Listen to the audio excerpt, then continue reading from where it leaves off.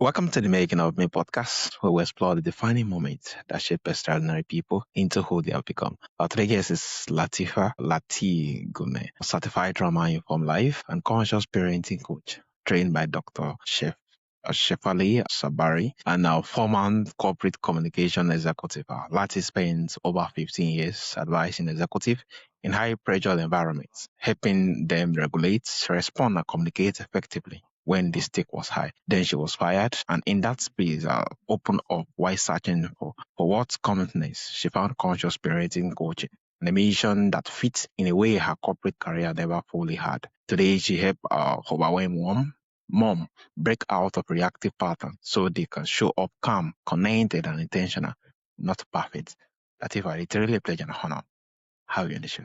Yeah, it is a pleasure to be here. Thank you so much for having me. Yeah, thank you. So, Lati, before the coaching, before the corporate career, who were you growing up and what pattern were already in place in your home that you would only come to recognize much later? So, I am the youngest of four girls. Oh, So, yeah. So, I had growing up, I always felt like I had like four moms. I had my mom, and then I yeah, had my three older sisters. And then being the youngest, you also learn to be like very independent, and you understand that resources like your parents' focus. You learn to be very self reliant. You learn to be sort of a mediator. You want to keep the peace. You want to make sure everybody's getting along. So that sort of people pleasing aspect of it, you want to keep everybody happy. But I was also the rebellious one or the black sheep because I was the youngest. So I was always, it was sort of like a push pull because you want to keep everybody's peace, but you're also trying to find your way in a world. My mom and I didn't see eye to eye in a lot of things. mm, Like I was way more liberal than her. So it was like definitely a learning experience for her and for me growing up. I think we learned a lot from each other. And there were moments in time where I felt like we were a lot of at odds with each other. And then there were moments in time where, she was my biggest mirror, and a lot of my strength and a lot of my independence really comes from her. And then my dad so my background is Lebanese, although I was born in Colombia. And my dad is also like, he always wanted a boy, right? But then he only yeah, had girls. So he also taught us a lot to be like very self reliant and very independent. And I think those patterns definitely shaped a lot of who I am today. yeah, amazing, amazing. Thank you so much. So you spent over 15 years advising executive in high pressure environment. What did that workout teach you about how people regulate or fail to regulate when pressure is real? So I think a lot of people, at work, we develop some sort of persona because of what is socially acceptable and what is politically correct. And we learn to be, either emotional stuffers, and we sort of become a lot more robotic and all business and try to leave our human side on the wayside, or we tend to lead with heart. And there are definitely moments and times where executives were more heart led than mind led. So I would see those patterns show up in at work all the time, and all those, the feeling that you needed to be heard and the feeling that you wouldn't be heard, or not using your voice, or not feeling empowered enough to use your voice because of XYZ. So those are really the patterns that you sort of learn. And being able to embody that in a corporate environment is really tough because you are learning the dynamics of what is socially acceptable. And, a lot of people say business is not emotional. And, when you see a woman like lose it or cry in business, it sort of makes them weak. Or when you see a woman that is very much, bossy Yeah. or a leader, then she gets labeled differently. So it's sort of those ways of understanding ourselves and really embodying who we are in a corporate environment and not what is socially acceptable. Yeah, amazing. Amazing. Yeah, developing our personals according to what is acceptable. And yeah, really a whole lot back and forth. And the fact that people actions and inactions speak volumes to how we get to portray ourselves or how we choose to actually close and yeah, a whole lot. And Yeah. so you notice that the same reaction pattern showing up in boardroom, over control, defensiveness, or reactivity, were showing up even more intensely at home. When did you first make that Yes. connection? And what did it do to you? So when I left my job, when I was fired from my job and I found conscious parenting, it sort of clicked, right? Because then you understand. So this was what was happening in corporate environments. This is when you try to advise someone how to react or how to manage a high stakes situation or how to give them better advice. This was what was happening, and you sort of understand that it was really their ego coming out because they were in fear of either losing their job or losing their Mm, position or not being respected. So, those same patterns of not being respected or losing their position or being, passed over is even more pronounced when it comes to your family life. Because in your family life, you no longer have to play that persona. In your family life, you are who you are, and there's no quote unquote political correctness. So you are free to be a little bit more emotional and you are free to be a little more hurt, so to speak. So when your child or when your partner dismisses you, it's easier to tune in to those emotions of fear or of being rejected or of people pleasing or anger that you are usually built up, and those get even more exposed. So you're like, I'm able to keep it together at my work, but I can't keep it together for yeah. my child for 5 minutes. And it's because usually our guard, so to speak, is down when we're at home. But those same feelings of not being of adequacy, or those same feelings of feeling ignored or lack of authority, those show up in our home life. Oh, wow. I'm just imagining what it would have been like with that. Where you're in the office, you have your bulletproof and you can actually wage war in case any bullet coming into the vein as far your guide is up and you just know that this is a place of work compared to being at home. Everything is, yeah, very, very personal. You take it deeply inward and you interpret it all into this. Yeah, a whole lot and a whole lot of feelings and a whole lot of heart attached to it, depending on how it turns out. So you describe our finding cautious parenting coaching while searching for a new opportunity. What was it about that work and that made something click in a way 15 years of corporate life had not? It's the mission. It's really about serving people and helping them find those aha moments. It's really, I loved communications and I really, really loved the work I did because at the end of the day, it helped me connect with people. And I think my passion is connection. But when I found coaching, it's really about serving people to find themselves and to really uncover the answers that are hidden within themselves so that they can find those aha moments and break from the patterns that they have been developing and not feel sort of trapped in them, Mm, because a lot of us just feel like we are replaying the same story over and over again, and we don't know why that same story is playing. We just know that we almost feel like we're characters in our own story without any power of direction.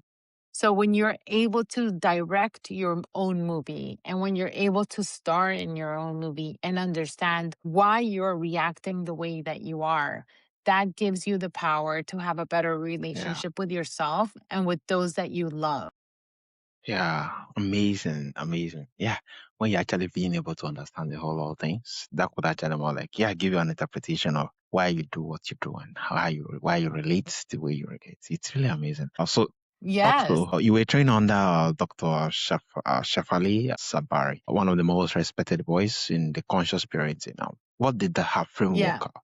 What did that framework give to you that reframe not just your coaching, but your own experience as a mother? So I am not a mother yet.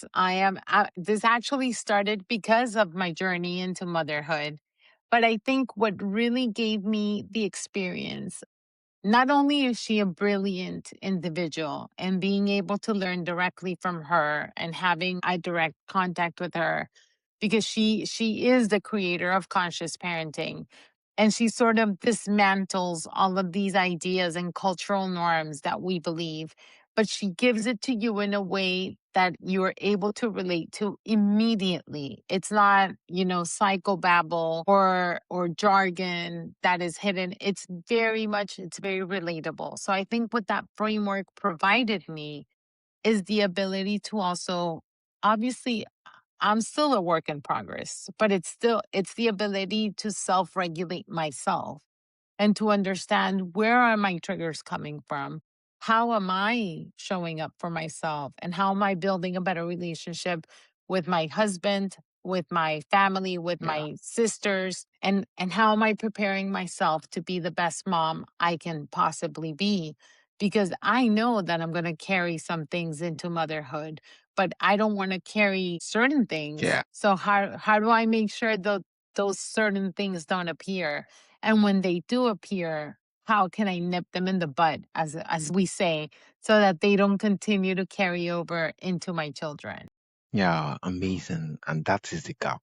Amazing. Now, so you talk about this particular gap as between how we raise, how we want to be parents, and what actually happens Yes. when we are overwhelmed. When did you first honestly reckon with that gap in your own life? I think it's really about seeing the patterns that we keep repeating. So even though I don't have children yet, I'll give you an example. When I first started dating my husband, he would tell me, "You're very explosive." Because I was raised in a house, my mom was a very loud and Yeah. she was very boisterous. And when she got upset, everybody in the house would know, Yeah. right? But as soon, she got very upset very easily, but then she calmed down very Very easily, easily. Yeah. and then everything sort of moved on as normal. And I sort of was the same way. I would get very loud and then I would calm down, because that's how I learned, like, you sort of let go of Yeah. your big emotions and then everything can move on. But that's not how my husband, and not like, he wouldn't respond to that. He hated it. He hates when people yell. He doesn't like shouting. So I had to learn how to really connect with them and communicate with them in a way that he would understand, so that it wouldn't be explosive, so that it wouldn't feel like an attack, but rather, this is what I'm feeling right now. And this is how I can communicate it to you in a calm manner, so that you understand that I'm not feeling seen or heard. So it's those kind of generational patterns that you're like, okay, I'm doing this because Yeah. I thought this was it. This was normal. This is how people react when they have big emotions. And I thought there was no other way, but there is a different way. And you just have to learn to sort of reprogram your brain to be less triggered and more regulated. Yeah, to be less trigger and more regulated, owing to the fact that I think just noticing the pattern make it easier for you to be able to kind of switch it on and being able to switch it off at your own will, owing to the fact that you know what's happened underneath. And also, you work specifically for high functional, high achieving women who struggles most at home. What is it about this particular women capable in every external arena that make home environment so uniquely triggering? Well, I believe, well, first of all, society as a whole has placed such a burden on women in terms of it. There was a point where it was like, we can't work. Now we do work, but Yeah. then if you work, you have to sacrifice your home life. And then it came like, oh no, women can have it all and you just have to lean in. And now women are saying, wait a minute, I can't do it all and I Yeah. can't be at two places at once. And I think women are tend to be waking up to understand that, whatever path they choose in their careers, they can't carry the guilt of not being 100%, at every game or at every preschool pickup or at every recital. So, how do you balance that? without feeling guilty or shameful? How do you balance like a high powered career? Because like I told you, I was there. I was, I was a vice president of communications. I was a director. I made my career sort of what defined me. And then I put motherhood on hold for that. But it also meant that I sacrificed a lot of my personal dreams for that. And now I sort of want to inverted. I want to Yeah. be a mom and put and really be in service of other things. And but but it's always a give or take. You always have to sort of give one thing up to take another. So so that's why I feel personally connected to high achieving women, because I think we always end up sort of juggling, giving in one thing, giving up on another, sacrificing this. So how do I make sure that they are, at peace with who they are and Mm. at peace in their relationship with their children? Yeah, amazing. It really, really a whole lot in helping that. Yeah, times times changes compared to, let's say, in the 90s and everything. The roles of being a woman was very different compared to now. It was just more of stay at home mom, take care of the kid.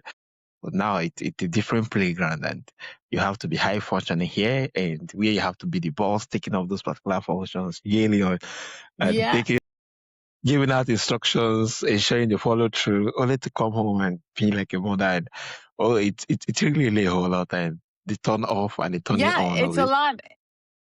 It's a lot of pressure. It's a lot of pressure. I was talking to a mom that said, I was part of the 5 a.m. club for a while. 5 a.m. club is like inviting women to wake up at 5 a.m. so they could have 1 hour to themselves and do something for themselves.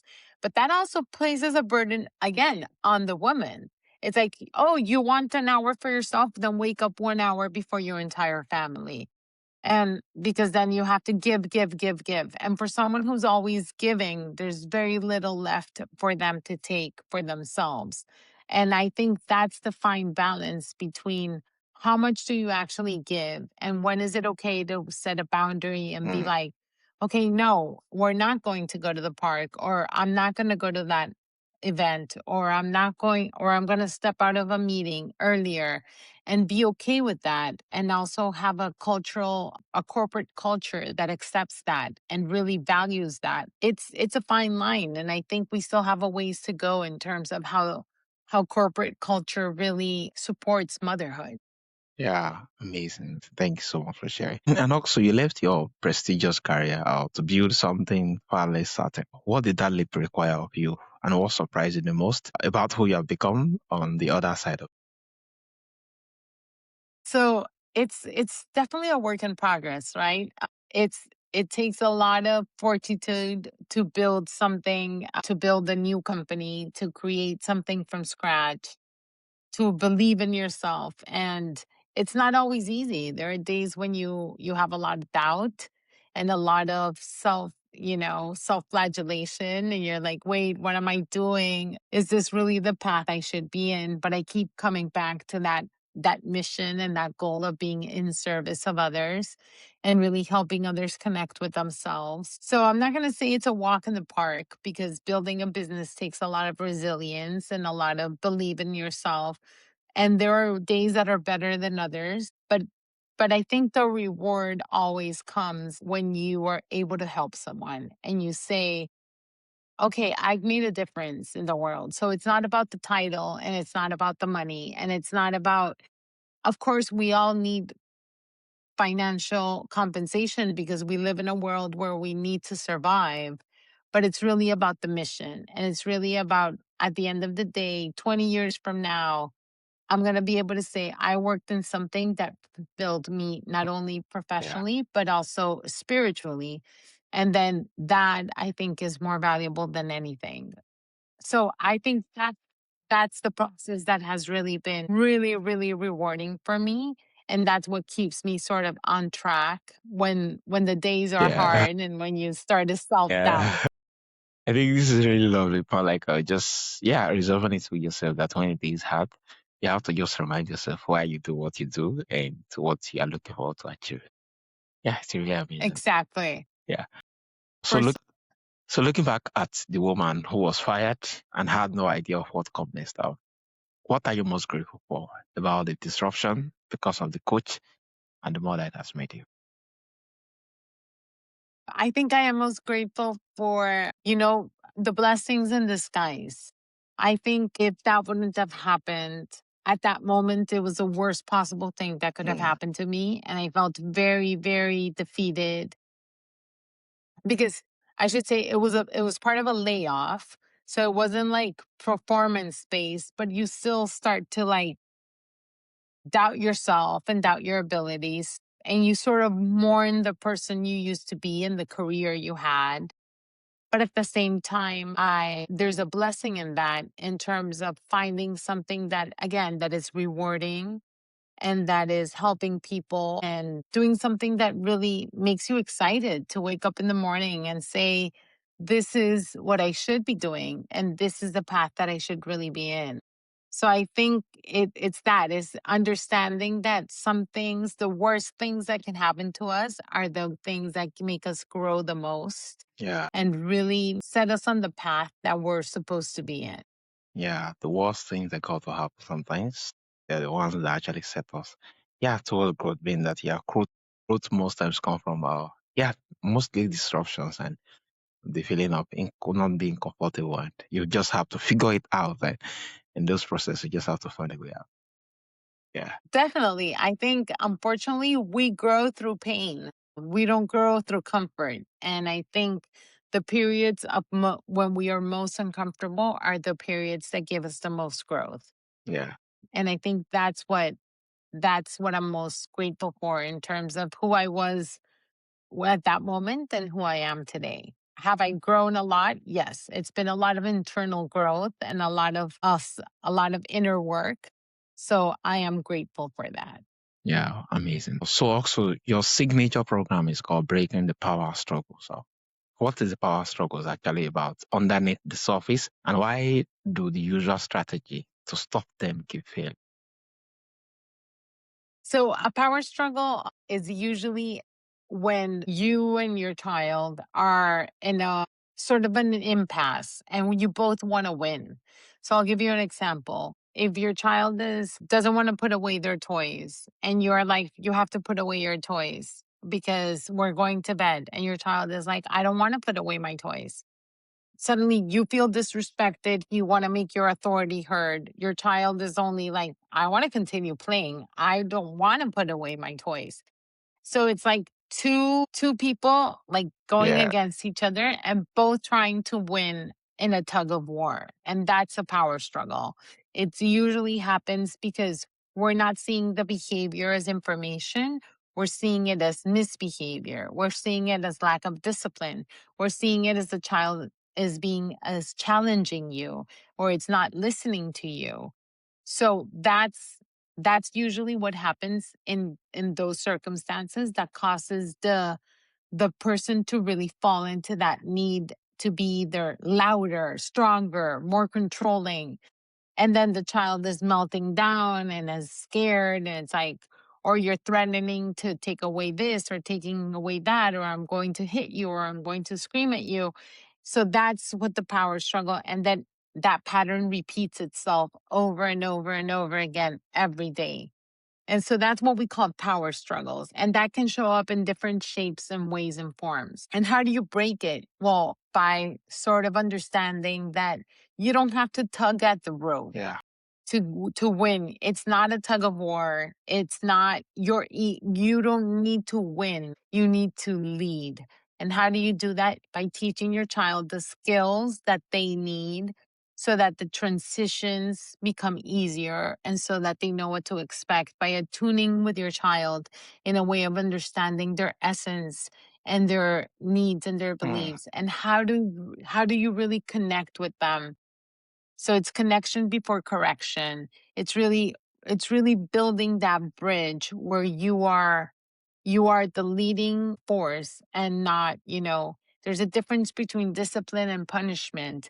So it's learning all of these things so that you can be a leader and you can be confident in your leadership with your child and not stuck in these, these cycles where you are like, why is he not listening? Or Yeah. why is she acting this way? It's Yeah, amazing. Thank you so much for sharing. Yeah, connection before correction. Yeah, this is really amazing. And also, the cycle of guilt, overcompensating, and burnout is something you describe in details. What break that cycle, and what has to shift first before anything else could change?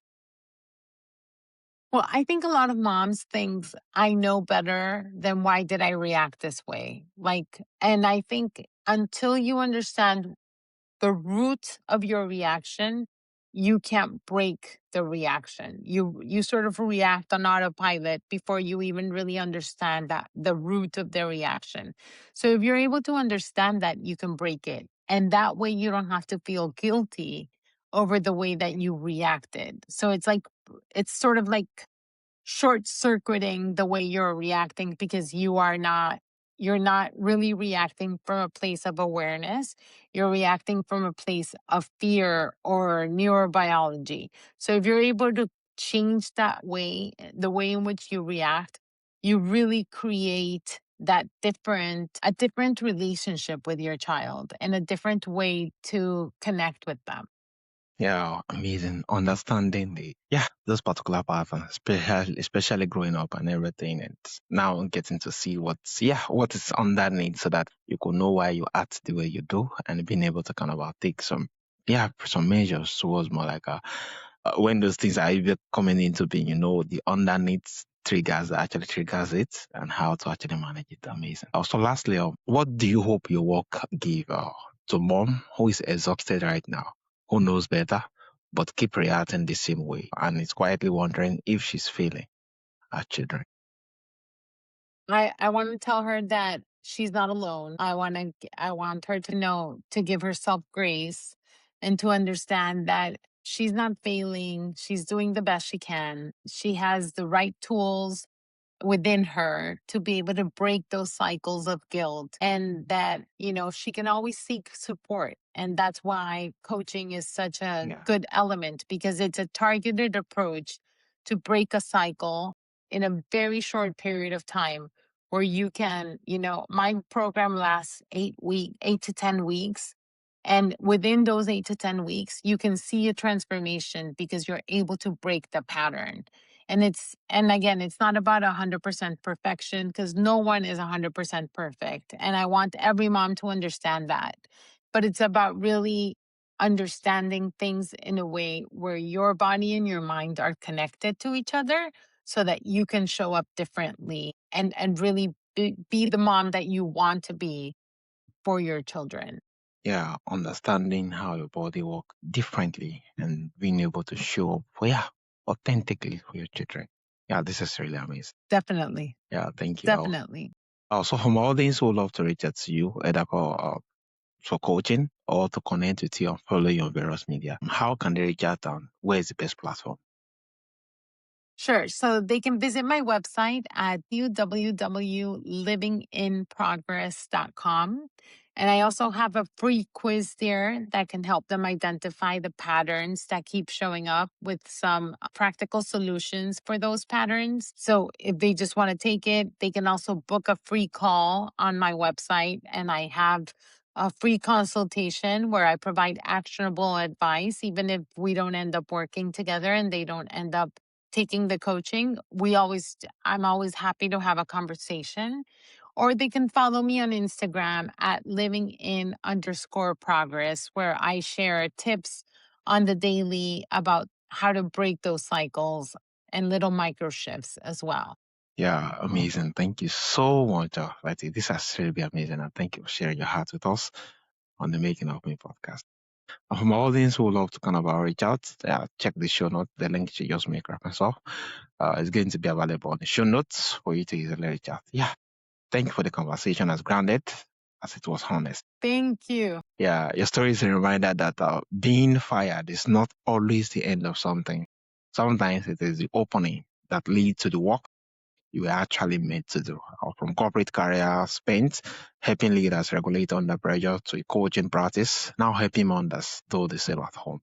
Yeah, you are a proof that our disruptive season can become our most clarifying ones. Once again, it's a pleasure and honor having the show. It's a pleasure. Thank you.